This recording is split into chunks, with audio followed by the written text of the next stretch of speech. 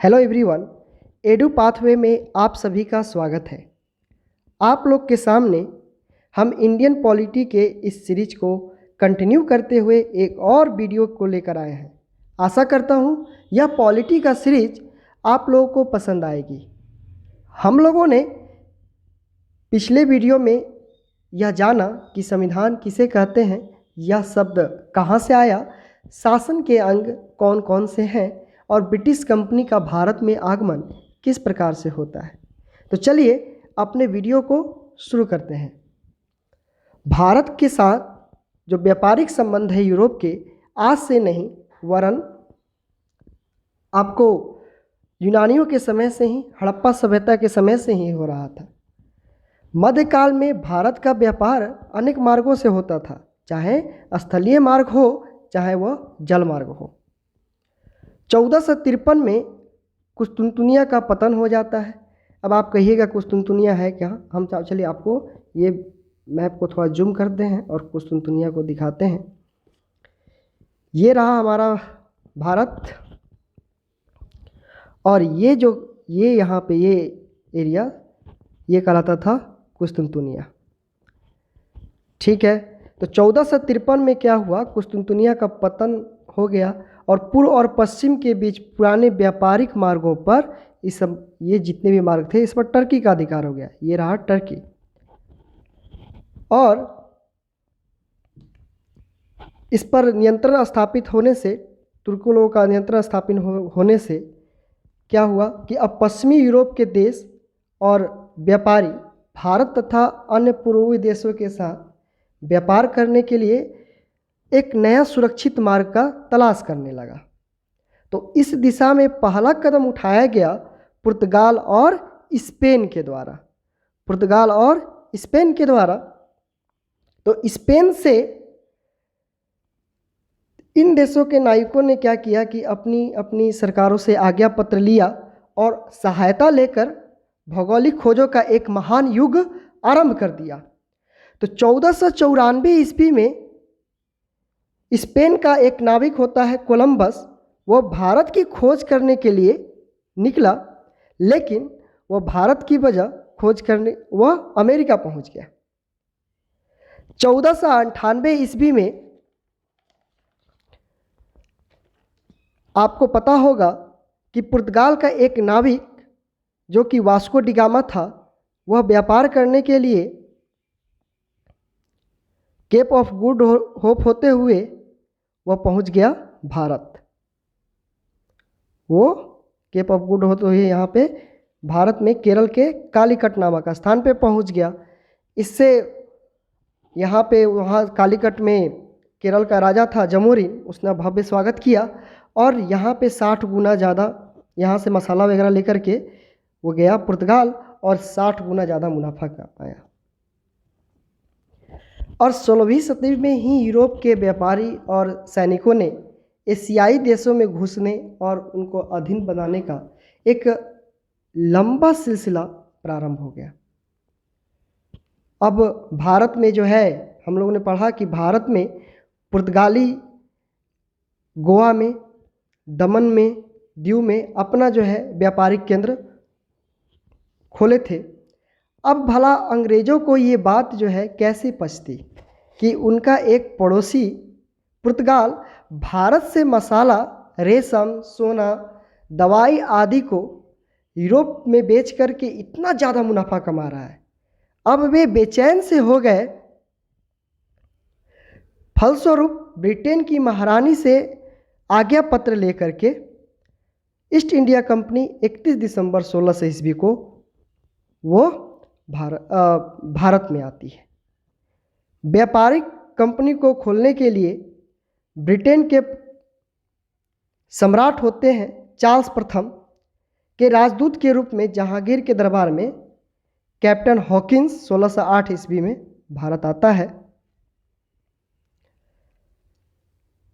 फिर जहांगीर द्वारा हॉकिंस को इंग्लिश बोलने के कारण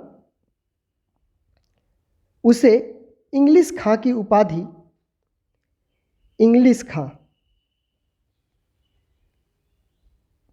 खान की उपाधि दी जाती है। 1615 ईस्वी में सर टॉमस रो मुगल दरबार में पहुंचता है और उसको व्यापारिक केंद्र खोलने की अनुमति मिल जाती है। फिर 1622 ईस्वी में सम्राट ब्रिटेन का सम्राट चार्ल्स द्वितीय का एक पुर्तगाली राजकुमारी से विवाह हो जाता है और उनको दहेज में बम्बई प्राप्त हो जाता है। तब क्या हुआ, अब पुर्तगालियों के हाथ में सिर्फ रह गया तो दमन और दीव, और एक बेचारी खूबसूरत राजकुमारी थी वो भी अब अंग्रेजों की हो गई। आरंभ से ही अंग्रेज जो है अपने व्यापार और कूटनीति के साथ साथ युद्धों का भी सहारा लेने का प्रयास करता है। जिन जिन क्षेत्रों में उन्होंने फैक्ट्रियां स्थापित की थी उस पर उन्होंने कब्जा करने का भी प्रयास करता है। अब यहाँ फैक्ट्री का मतलब ये मत समझ लीजिएगा कि यहाँ पे कोई उत्पादन होता होगा, है ना। आज के संदर्भ में फैक्ट्री मतलब कोई उत्पादन होता होगा, लेकिन ऐसा नहीं है।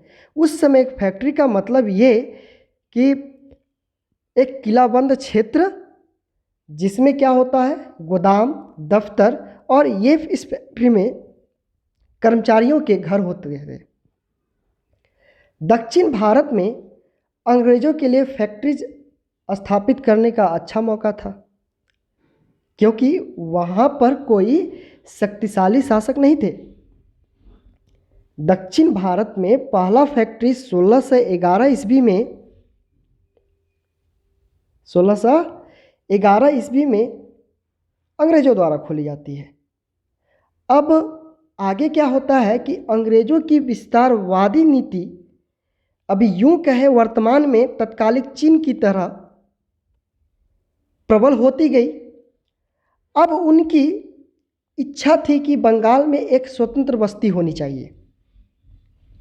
अब वह क्या करने लगे, भारत में राजनीतिक सत्ता स्थापित करने का सपना देखने लगे, ताकि मुगलों को मजबूर किया जा सके और व्यापार में मनमानी छूट लिया जा सके। अब अंग्रेजों का हो गया कि भैया वो जो है ना, अब मुंगेरी लाल की तरह सपना देखने लगे कि यहाँ पे भारत में हम लोग का राजनीतिक सत्ता स्थापित हो जाए, ताकि हम लोग यहाँ पे फ्री में व्यापार कर सके, मनमानी रूप से व्यापार कर सके, मुगलों को मजबूर कर सके, ताकि अपने वस्तुओं को ऊंचे माल पर बेच पाए। तो 1686 ईस्वी में अंग्रेजों की मनमानी इसी तरह बढ़ती जाती है, और 1686 ईस्वी में क्या हुआ कि इसी मंशा से अंग्रेजों ने हुगली को तहस नहस कर दिया और मुगल सम्राट के विरुद्ध युद्ध की घोषणा कर दी। यह युद्ध अंग्रेजों के लिए भारी पड़ गया और वह युद्ध हार गए। वह मुगल सम्राट को कम आंक लिए थे। अब जब वो हार गए तो इतना से भी मन नहीं भरा वो लोग का। अब बेशर्मों की तरह जो है मुगल दरबार में क्षमा याचना करने लगे कि सम्राट माफ़ कर दीजिए, गलती तो हो ही गई है। अब चापलूसी की उन्होंने मतलब सारी हदें पार कर दी थी। और मुगल सम्राट का बड़प्पन देखिए कि उन्होंने इन्हें माफ़ भी कर दिया। तो चलिए हम लोग अब नेक्स्ट वीडियो में फिर क्या हुआ। 1698 ईस्वी में औरंगजेब का पोता होता है अजीमुल शाह। उसने मात्र 1200 रुपये में पश्चिम बंगाल का 3 क्षेत्र गोविंदपुर, सुतनाती तथा कालीपोता कंपनी के हाथों बेच देता है और बाद में चल करके यह तीनों क्षेत्र वर्तमान में कोलकाता के नाम से और बाद में चल के कोलकाता के नाम से फेमस हो जाते हैं।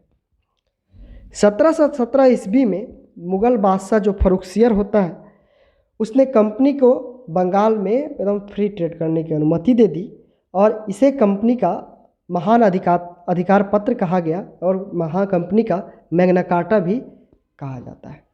तो हम लोग अब नेक्स्ट वीडियो में जानेंगे कि किस तरह से कंपनी की स्थिति काफ़ी मजबूत हो जाती है और जिसके परिणाम स्वरूप 1757 ईस्वी में प्लासी का युद्ध और 1764 ईस्वी में बक्सर का युद्ध होता है और तो चलिए, खुश रहिए, पढ़ते रहिए और ज़रूर कमेंट में बताइए कि ये वीडियो कैसा लगा, ताकि हम नेक्स्ट वीडियो बना पाएँ। Thank you.